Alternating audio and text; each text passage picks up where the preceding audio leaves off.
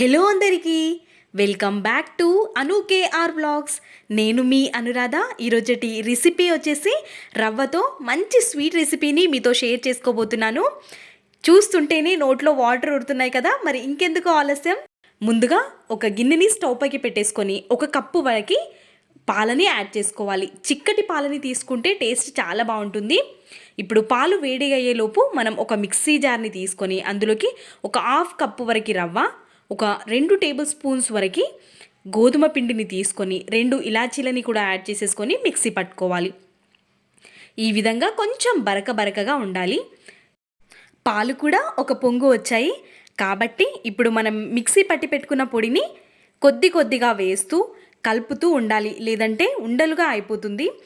కాబట్టి ఒక సైడ్ వేస్తూ ఒక సైడ్ కలుపుతూ ఈ విధంగా మొత్తం మిక్స్ అయ్యే వరకు కలుపుతూ కొంచెం దగ్గర పడిన తర్వాత స్టవ్ ఆఫ్ చేసుకోవాలి, లేదంటే గట్టిగా అయిపోతుంది. కాబట్టి ఇక్కడ చూస్తున్న విధంగా ఎక్కడ ఉండలు అనేవి లేకుండా మనం కలుపుతూ సాఫ్ట్గా చేసుకోవాలి.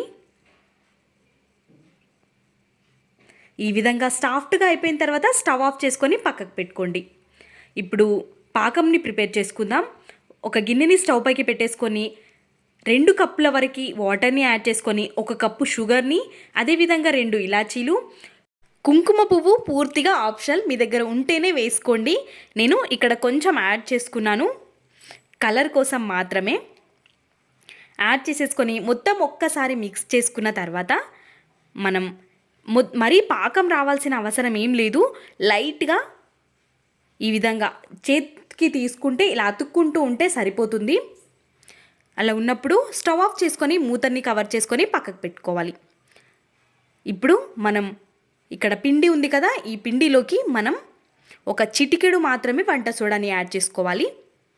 1 స్పూన్ వరకు నెయ్యిని యాడ్ చేసుకొని చేతికి కూడా నెయ్యిని స్ప్రెడ్ చేసుకొని మంచిగా పిండిని కలుపుకోవాలి. వంట సోడా ఎక్కువ వేసినా మనం ఆయిల్లో వేసినప్పుడు విరిగిపోతాయి అని గుర్తుంచుకోండి. వంట సోడా ఎక్కువైనా విరిగిపోతాయి, లేదంటే పిండి అనేది మనకి సాఫ్ట్గా లేకపోయినా విరిగిపోతాయి. కాబట్టి ఈ 2 మనం దృష్టిలో పెట్టుకొని చేసుకున్నట్టయితే చాలా ఈజీగా వచ్చేస్తాయి.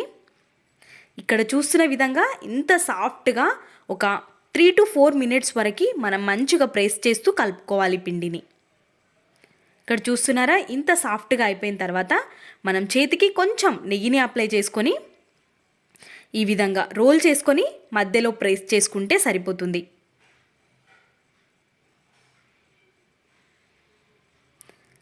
మనం గులాబ్ జామున్ చేసుకునే దానికంటే కూడా ఈ స్వీట్ చాలా తొందరగా అయిపోతుంది.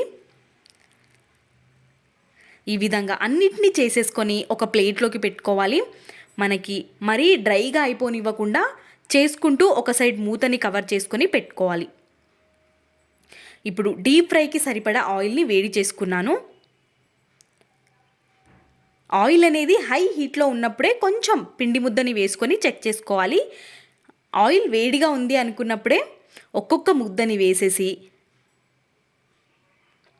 కొద్దిసేపటి తర్వాత కదిలించాలి. అప్పుడే కదిలిస్తే విరిగిపోయే ఛాన్సెస్ ఉంటాయి కాబట్టి అప్పుడే కదిల్చకుండా కొద్దిసేపటి తర్వాత కదిల్చాలి. మీకు పిండి కరెక్ట్గా రావట్లేదు, విడిపోతున్నాయి అనుకుంటే కొంచెం మైదా పిండిని కానీ గోధుమ పిండిని కానీ యాడ్ చేసి ఇంకొంచెం సేపు కలుపుకుంటే మీకు పర్ఫెక్ట్గా వస్తాయి. నేను తీసుకున్న క్వాంటిటీకి నాకు కరెక్ట్గా పర్ఫెక్ట్గా ఒక్కటి కూడా విరిగిపోకుండా చాలా పర్ఫెక్ట్గా వచ్చాయి. ఇక్కడ ఈ కలర్లో వచ్చినప్పుడు మనం ఒక్కొక్కటిగా మొత్తం అన్నిటినీ తీసేసుకోవడమే.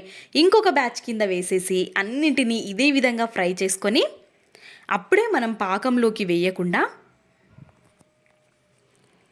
పాకం గోరువెచ్చగా ఉన్నప్పుడు మనం ఫ్రై చేసుకున్న ఇవి కూడా కొంచెం చల్లారిన తర్వాత వేసుకొని ఈ విధంగా పైనుంచి కొంచెం ప్రెస్ చేసి ఒక 30 మినిట్స్ పాటు వదిలేయాలి. 30 మినిట్స్ తర్వాత మనం ప్లేట్లోకి సర్వ్ చేసుకొని తింటే చాలా టేస్టీగా ఉంటుంది.